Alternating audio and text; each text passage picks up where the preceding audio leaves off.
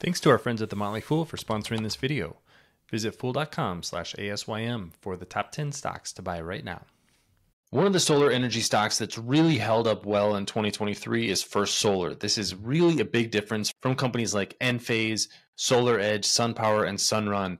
But there's really a reason that First Solar is performing as well as it is compared to a lot of those competitors. That's because First Solar sells most of its solar panels into the utility scale solar market, which has much longer lead times than residential or commercial solar, which is what those other companies are involved in. So you don't have to see the same volatility in demand that we're seeing in residential solar right now. The other thing is that this is one of the biggest beneficiaries of the Inflation Reduction Act, which has allowed First Solar to expand dramatically in the US. And as companies are looking to buy more local, they're turning to First Solar for their solar panels. So this has been a massive advantage for the company and something that's probably going to continue for the next few years. So I want to dig into the recent results and how they fit into the company's long-term prospects. I'm not going to go through the full earnings report in this video, but I want to give some context to why First Solar is doing so well and what we can expect over the next few years. My name is Travis Hoyam. Thanks for watching Asymmetric Investing. Please subscribe here on YouTube for all my content. And I want to thank this video's sponsor, The Motley Fool. Check out fool.com/ASYM for their top 10 stocks to buy right now. Let's start with looking at guidance for the rest of 2023. The reason that I like to look at guidance here is that this takes out some of the quarter-to-quarter volatility. So we're not going to see some of the ups and downs on when products are shipped, whether this was a high sale price contract or a low sale price contract. It sort of smooths things out a little bit and gives us just the full year. So you can see that management is expecting about $3.5 billion in net sales. Gross margin is going to be really strong at $1.2 to $1.3 billion. But look at the number 2 note at the bottom that this includes headwinds of $110 to $120 million because of the ramp and underutilization costs. But it also includes benefits of $670 to $700 million from those Section 45X tax benefits. That is the Inflation Reduction Act at work right there. So without that, you're going to see something more like $500 to $600 million in gross margin. That may not be quite as impressive, more around the 15% range, but we do have that subsidy in place. So that's something that First Solar is definitely benefiting from. Operating expenses, this is what you want to see leverage off of as a company grows. And I'm going to talk about that growth in just a second. Operating expenses coming in a little bit lower than previously expected, 440 to 470 million. And earnings per share at the high end of the previous range, $7.20 to $8 per share. Once again, as this is always the case with First Solar, great balance sheet with a net cash balance of $1.5 to $1.8 billion. But let's talk about a little bit about that growth. Because in September, management laid out what they're seeing as the growth potential for First Solar and their manufacturing capacity at the end of this year, 16.5 gigawatts of capacity. You may remember from the last slide that First Solar is expecting to ship about 12 gigawatts of product this year. So some of this capacity is coming online right now.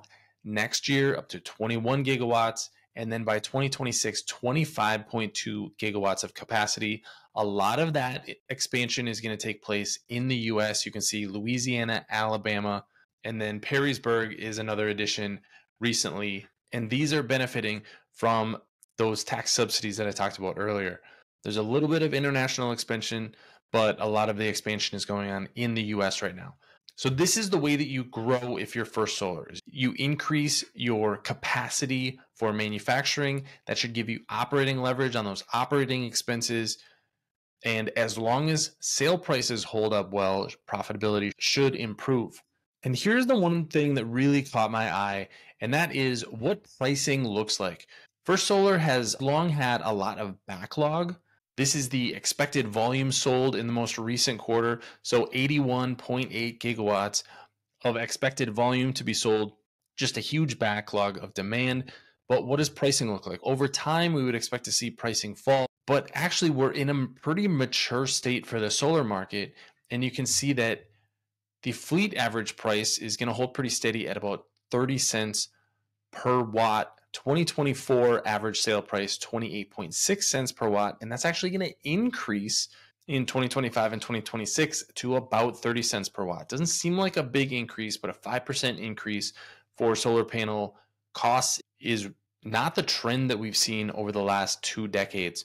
Now, I'll note that management did not say that they're going to have a massive drop in costs, but they did say that things like efficiency is going to improve, energy production from the existing panels is going to improve as they get more efficient, not necessarily on a percentage basis, but in things like harsh environment. That's really one of First Solar's advantages, is that they perform a little bit better in some of those harsh environments. So the trends are really moving in the right direction for First Solar from both a volume growth perspective and then also a pricing perspective. This is exactly opposite of what's going on with Enphase, Solar Edge, SunPower, and Sunrun. What they're seeing is less demand for their products in 2023 and expected to be in early 2024. So as a result, they're going to have to lower their prices to move the same amount of volume through the system. That's what's happening in the residential solar market. The time from when a customer signs a contract in residential solar to the time that a solar installation is actually put on somebody's roof is really just a matter of months, sometimes even weeks if you're really efficient. But with a utility scale project, you can see that First Solar has demand out to years like 2028. So a lot of these utility scale projects are designed years ahead of time. You have to get land, you have to go through a permitting process, you have to get all the equipment and then actually install it. It takes a very long time to build these projects, and that's why First Solar has so much visibility in their long-term demand. And this is really the reason that First Solar is holding up as well as it is.